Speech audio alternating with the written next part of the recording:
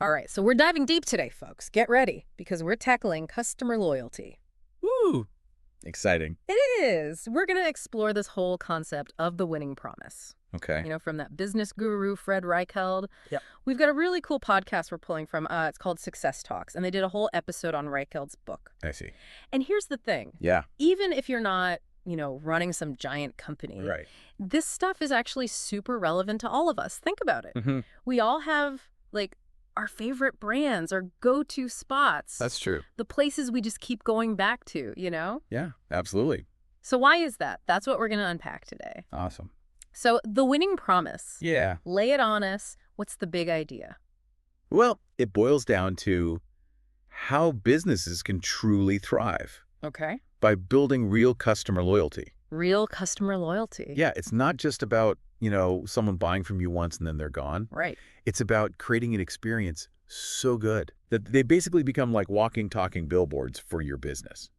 Okay, I get the billboard thing. Yeah. But how does that actually, translate into actual success for a business? Right. I mean, word of mouth, yeah, that's great. Sure. But does it really make a big difference? It totally does. It really moved the needle. Really? Reichheld actually found that companies Okay. that have these high loyalty scores, they end up doing better than their competitors. Financially. Yeah, financially. Interesting. Because think about it, keeping a current customer happy, it's way cheaper Makes sense. than constantly trying to find new ones. Yeah, yeah. And the Success Talks podcast even mentioned some numbers. Okay, hit me. They said that if you can increase your customer retention Mm-hmm. by just 5%, 5%. yeah, your profits can actually jump Wow. by 25% to even 95%. Whoa. All right, that is mind-blowing. It's huge. So loyal customers, they're not just good for, the warm, fuzzy feeling. Right.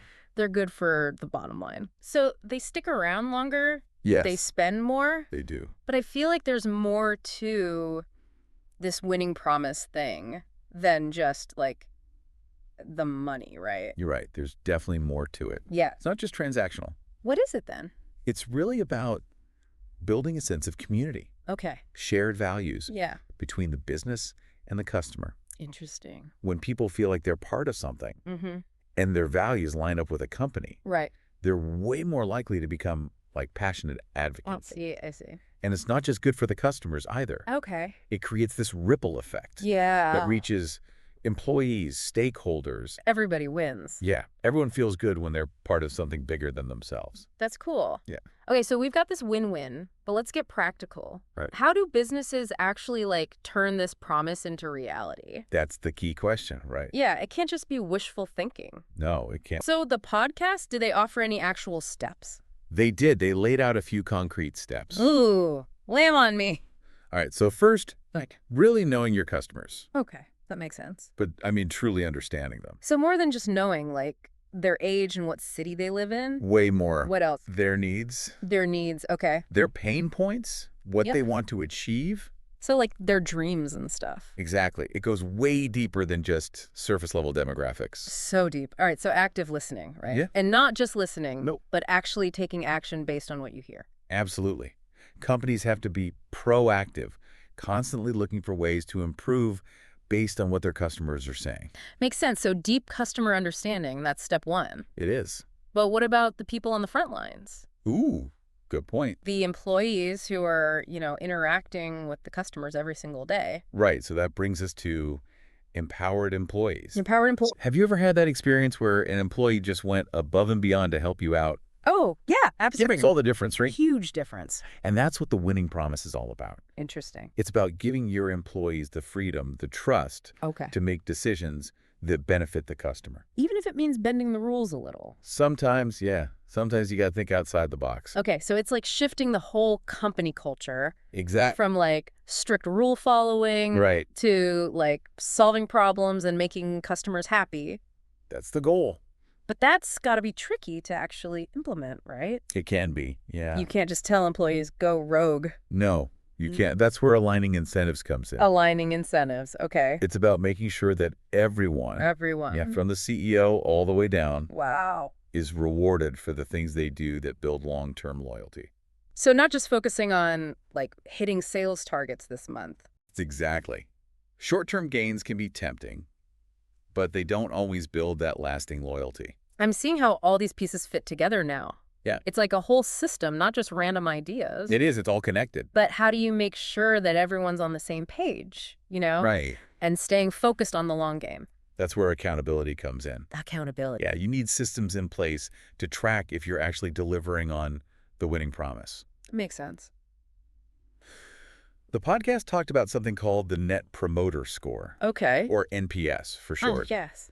Basically, it's a way to measure how likely your customers are to recommend you to others. Wait, hold on. Before we get into NPS too much, can you break that down a bit more for us? Oh, good. What exactly does it measure? So imagine you're asked, Mm-hmm. on a scale of 0 to 10, Uh-huh. how likely are you to recommend Yeah. this company, product, service Right. to a friend or colleague? Got it. That's the heart of NPS. Okay. And based on their score, customers are put into 3 groups: promoters, passives, and detractors. So it's like a quick snapshot of how your customers feel about you. Exactly. I like that. Simple, but powerful. That's the beauty of it. The podcast also mentioned some companies, right, They did? that are doing this whole winning promise thing really well. Yeah, Like they talked about Apple and Southwest Airlines, didn't they? they did. Apple is like a masterclass in creating that seamless, user-friendly experience. For sure. Their focus on simplicity and intuitive design, that's what's built their loyal following. They've got a whole ecosystem, right? They do. People aren't just buying a phone, they're buying into like the whole Apple world. Exactly. And what about Southwest Airlines? So Southwest, they're known for their amazing customer service. And their culture is super unique. How so? They prioritize both customer and employee satisfaction. Okay, that's interesting. They actually empower their employees to make decisions that benefit the customer. Okay. And they treat their employees incredibly well. So everyone's happy. Exactly. It's a win-win. So that translates into a better experience for everyone involved. Absolutely. It's not just about having a great product or service, right? No, it's not. It's about building a culture that values relationships and empowers people Yes. to do the right thing. That's a powerful takeaway for sure. It is. And it's something any business can learn from. Big or small. Yeah, big or small. Okay, so this has been super insightful. Glad to hear it. But I'm curious, how do these ideas apply outside of the business world? Ooh, that's a good question. Can we use the winning promise in our personal lives too?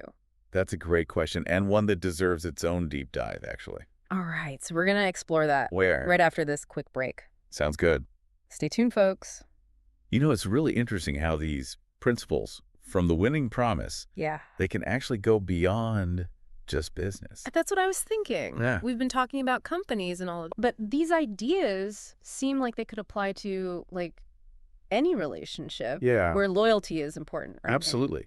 Think about it, the people you're closest to, Okay. the ones you would go the extra mile for. Yeah. Chances are they've earned your loyalty because they consistently show up for you. They make you feel valued. Right, yeah. You share the same values. Like you're on the same team. Yeah. You got each other's backs. It's that sense of belonging, mutual respect.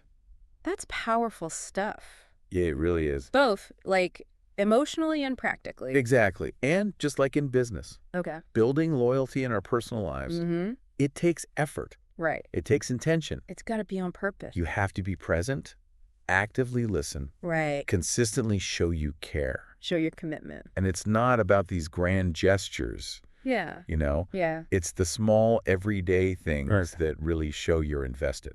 The little things that add up. Yes, exactly. Remembering a birthday. Or just offering to help when someone's stressed. Those little acts of kindness, they really make a difference. For sure. And just like companies track customer satisfaction, Yeah. we can actually do something similar in our own lives. Really? Yeah, to check in on our relationship. How do we do that? Remember the Net Promoter Score? The NPS. Yeah. The business thing. It's not just for businesses. Wait, you're saying we can use NPS Yeah. for our personal relationships? It's a simple thought experiment. Okay. How does that work? Ask yourself, Okay. how likely am I to recommend this person Mm-hmm. as a friend, confidant, partner? Okay, so if I hesitate, Yeah, if you score them low, right? it might mean the relationship needs some attention. Interesting. It's a chance to reflect, grow. So it's like a personal loyalty audit. You could call it that. It forces you to look at where you might be taking someone for granted Yeah. or not putting in enough effort. It can be eye-opening For sure. And just like businesses use NPS to figure out what to improve. Right. We can use it to be better friends, better partners, family members. We can always be working on those bonds. The bonds that make us happy. Exactly. So the winning promise, it's not just about business. Nope. It's about building a more fulfilling life through these meaningful connections. It's a beautiful thing. It is, but let's be real. Okay. Building loyalty in business and in life, it's not always easy. You're right. It's not always a walk in the park. There are going to be challenges. There will be. That's what makes this conversation even more interesting. Yeah. How do we face those challenges? Right. And stay committed to loyalty? Even when things get tough. That's the million-dollar question. So we're back, ready to tackle those loyalty challenges. Yeah, those hurdles. Because it's a marathon, right? Not a sprint. It really is. And there are going to be some bumps in the road. For sure. And I think one of the biggest ones is this whole pressure for instant gratification. Ooh, that's a good one. Everyone wants things fast, results now. It's like the world we live in, right? It is. But how does that, like, short-term thinking mess with loyalty? Well, it can make us go for those quick wins instead of building those relationships that last. So, like, in business, it'd be like focusing on just getting that one sale. Right. Instead of turning someone into a loyal customer. Makes sense. Yeah. And in our personal lives, we might get so caught up in our own stuff that we forget to nurture those important connections. We've all been there. Oh, for sure. So how do we fight that? Yeah, how do we stay focused on that long game? It's a mindset shift. Okay. We got to think long term. Think about the legacy we want to leave. Exactly. So in our relationships, too. Yeah, putting in that consistent effort. Showing up for the people we care about. You got it. But sometimes, even when we try our best, that loyalty isn't always a two-way street. That's true. It can be tough. It can be heartbreaking, honestly. Yeah, when you're giving it your all and it's just not valued. It happens in business and in life. It does. So what do we do then? We got to remember, we can't control other people. Ooh, that's a tough one. But we can control ourselves. Okay. We can choose to be authentic. Yeah. And let go of trying to control the outcome. Focus on what we can control. Exactly. Our own actions, our intentions. And sometimes walking away is the healthiest choice. That's hard. It is. But sometimes it's necessary. It is. Sometimes moving on is the best way to honor ourselves. To get that respect we deserve. Exactly. You know, another challenge that can really hurt loyalty is lack of trust. Oh, huge one. Because trust is like the foundation, right? It is the bedrock. Of any strong relationship. Absolutely. Without trust, loyalty is practically impassable. And rebuilding that trust, especially after it's been broken. That's tough. So tough. It takes so much vulnerability. It does. To prove you're worthy of that trust again. It's a long road. Both in business and personal life. For sure. Any advice for someone struggling with that? I'd say focus on your own actions. Okay. Be the kind of person people can trust. Lead by example? Exactly. Be reliable. Be honest. Follow through. On your commitments. And remember, trust, it's built one interaction at a time. It's a process, not a destination. Well said. So as we wrap up this deep dive, it's clear the winning promise. It's not just about business success. Bigger than that. It's about valuing those genuine connections, putting in the work. To build those strong, loyal relationships. It's a way of life, really. It is. It's been an amazing conversation. I've enjoyed it. Thanks for joining us on this deep dive into the winning promise. My pleasure. We hope you've learned something valuable and feel inspired to use these principles in your own life. Remember, even the small things. Yeah, the small acts of kindness. The appreciation we show can make a big difference. They really can. In building those stronger, more loyal relationships. Absolutely. With the people who matter most. The people who make life worth living. Exactly. Until next time, folks, keep seeking knowledge. Keep learning. And keep building those meaningful connections. Couldn't have said it better myself.